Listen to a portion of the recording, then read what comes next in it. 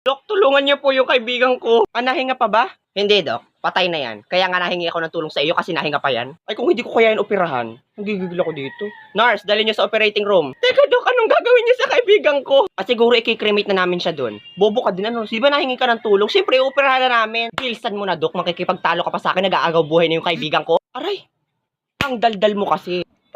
Dok, yung kaibigan ko, bilisan niyo. Hoy, ang OA mo, may natawag lang sa akin. Hello? Bakit kasi ganyan ang ringtone mo? O may natawag uli sa'yo. Tanga, kaibigan mo na yon. Nurse, CPR na natin. Dok, iligtas mo yung kaibigan ko. Ito na nga ginagawa na. Wait ka lang dyan. Kamehameha! Dok, tama ba yung ginagawa mo? Oo, napanood ko sa Dragon Ball. Ganito yung ginagawa ni Piccolo nung nililigtas niya si Gohan. Dok, hindi naman po gumagana.